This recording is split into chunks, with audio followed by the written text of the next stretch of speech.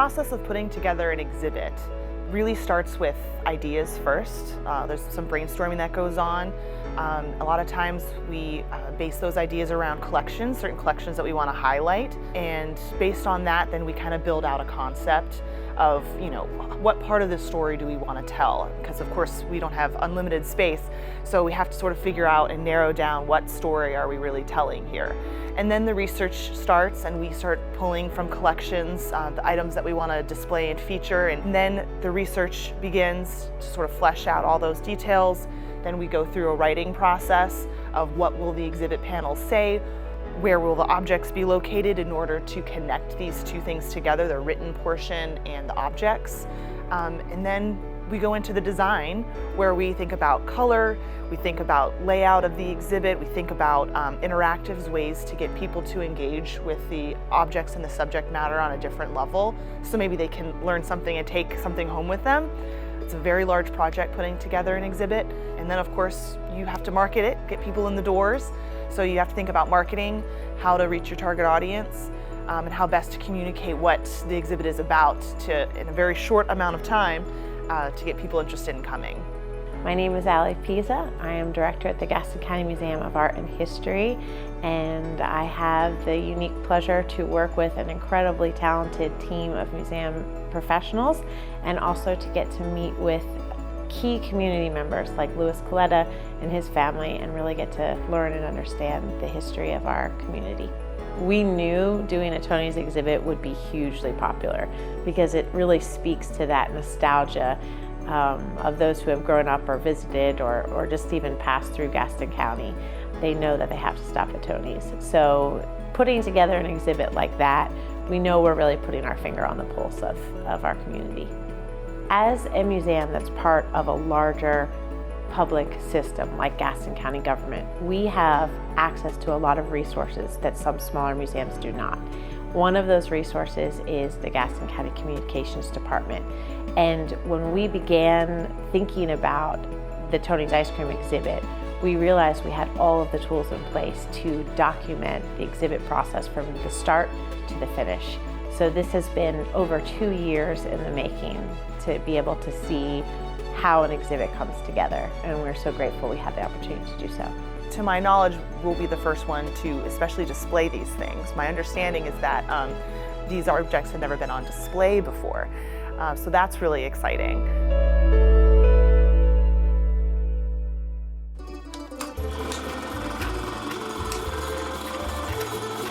Of course, we was born into an ice cream family. My granddad, he was the one that was going out, with the wagon every day. My dad, he was at the store on Willow Street, and he was minding the store and making the ice cream. In Italian families, there's nothing thicker than blood. Yeah. Italian people pass their business on. Yeah. They don't sell their business, they pass it on to the next generation. Carmine Coletta immigrated to the United States from Scotland in 1909, and he stopped here in Gastonia and waited for his family to join him. He settled on Willow Street in Gastonia and started an ice cream store. He sold ice cream out of a wagon first and a push cart, and then he opened a store shortly after that. His ice cream company was called Coletta Ice Cream, and it started in 1915 out of the wagon, the push cart, and then eventually the storefront on Willow Street. His daughter Mary also immigrated to the US and joined the family.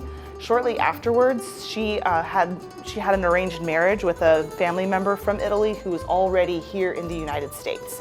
His name was Tony Ginetta, and when he married into the family, he was given the ice cream recipe, the family ice cream recipe, and he opened City Ice Cream on Moorhead Street. The city of Gastonia was growing rapidly.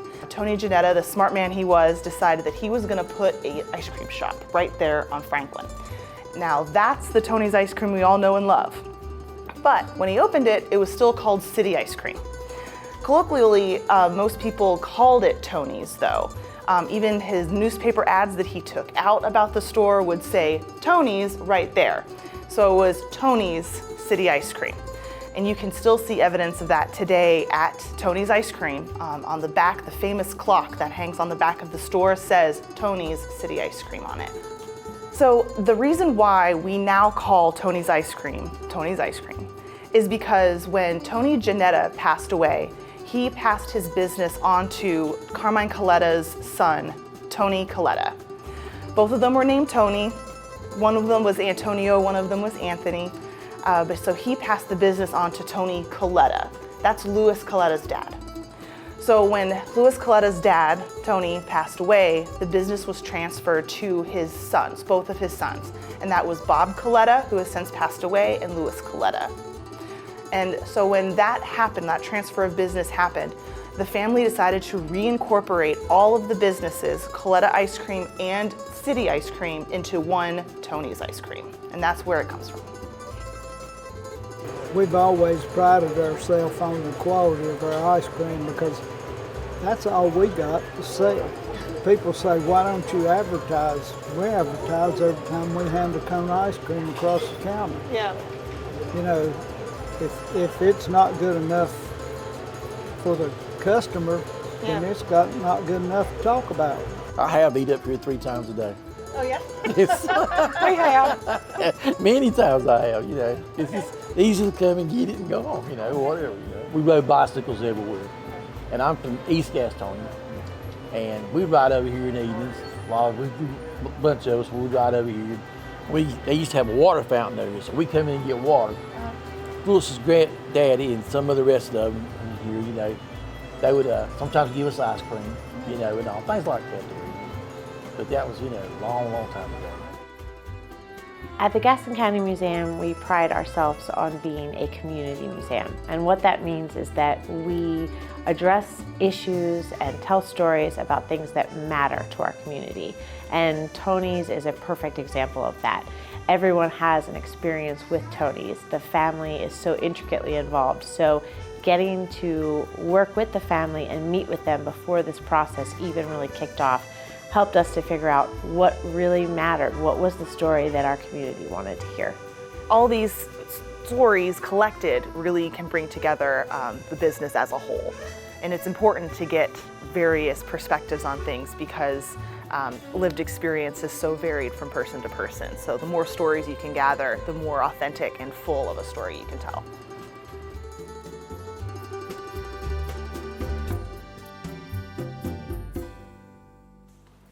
Oh my goodness, this is so awesome. I gotta get some pictures.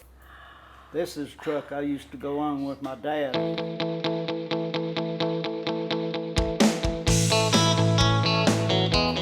So could we use that for the exhibit? Yeah. Oh my gosh, I love it.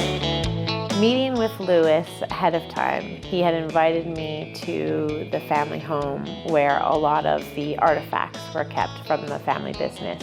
And I got dressed for the occasion. I wore a dress and some flip-flops and it was really hot.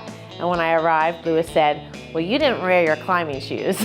And I thought, And then when we arrived, I quickly figured out why. So the family home is absolutely full of artifacts from, as you can see in the exhibit, the Coletta family's immigration to the United States, what Aunt Mary was doing, making pasta sauce on Sundays, all the way to generations of ice cream scoops and various other items. One of my favorite moments walking through the family home was probably seeing the box full of little paper ice cream caps that you would wear, I guess, if you were working or if you went to visit an ice cream store. And I thought of the soda shops from growing up and things like that and just had to put it on. So really getting to walk around with Louis and hearing those stories firsthand about those memories and how those objects created those memories or reminded him of the earlier times is really exciting. I know Louis wants to donate the items to us. So our next step is going back to the location that you recently toured and look at the objects and feasibly figure out, based on our space, based on their condition, based on their impact in telling the family story, figuring out which pieces we'd like to accession into the collection.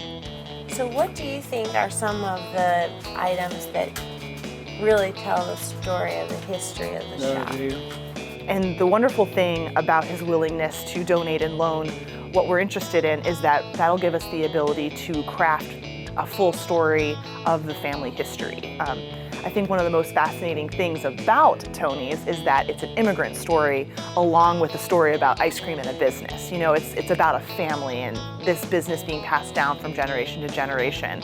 And so I think that's a really important part of the story as well, is just, you know, this is an immigrant family. There aren't a lot of Italians in this county, especially whenever the county was young and new. And so it's really exciting that they came here and they had a thriving business. And that business also was associated with textile mills. They would take their ice cream wagon and sell ice cream to textile workers during their breaks. So I think it's a really cool, full story, and we're really excited to explore that with Tony's and with Louis.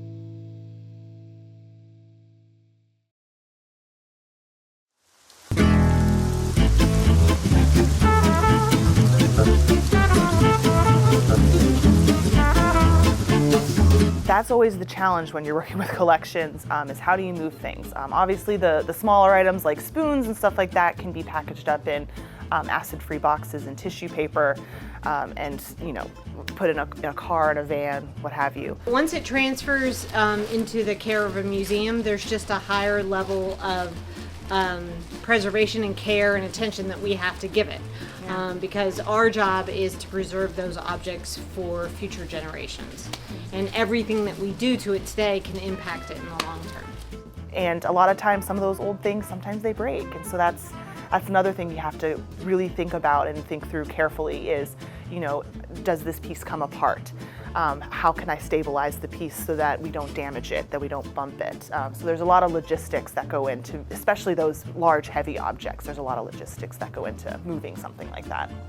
When we're packing something, we think about how we're going to wrap it, the materials that I'm going to use, and even the tape. This is archival tape because you don't want to risk any of the adhesive getting on the object. And then if I can, we'll probably also wrap this in a blanket, in a moving blanket to really keep it contained.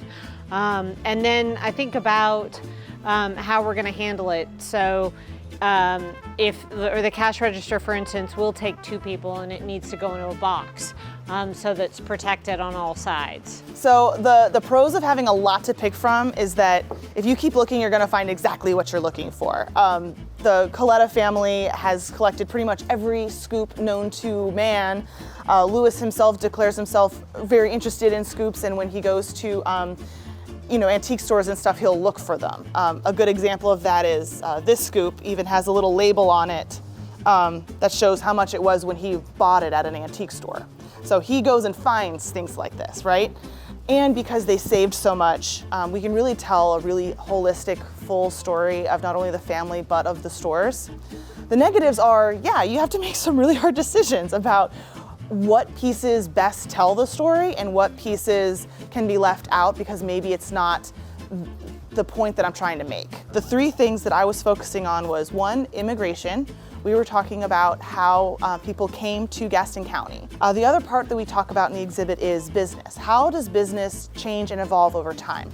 The last thing that we talk about is community, about how everyone has shared memories and experiences of Tony's ice cream.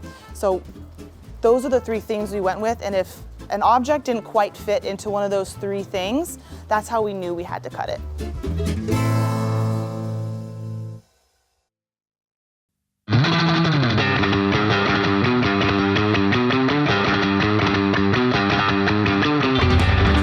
So there's a lot of criteria that goes into it.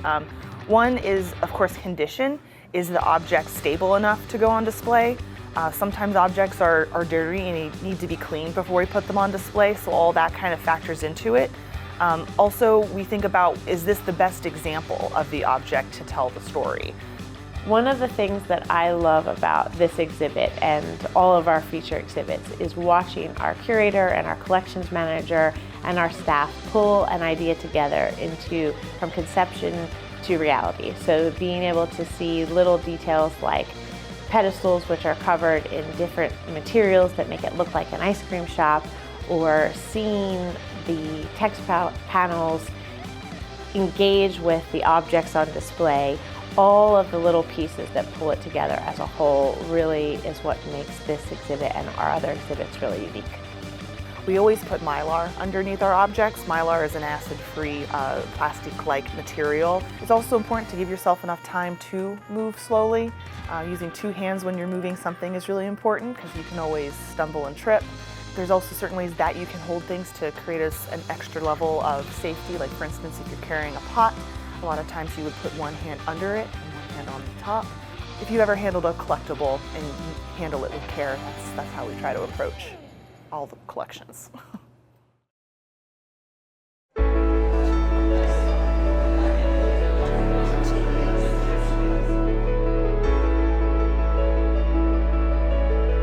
The Tony's Ice Cream exhibit has brought so many visitors into this museum.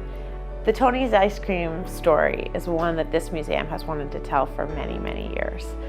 Being able to meet with the Coletta family, talking to Louis, exploring the family home, choosing objects, doing research, all of that led to us being able to produce this exhibit for our community, and we could not do that without the family's trust.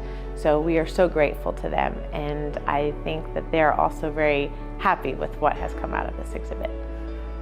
So when Gaston County residents come, a lot of times they're born and bred here, and they have all this family history, and a lot of times they're tied to textiles and stuff. So a lot of times when people come through, they have a lot of memories from growing up in a mill town or going to the mill or seeing the mill.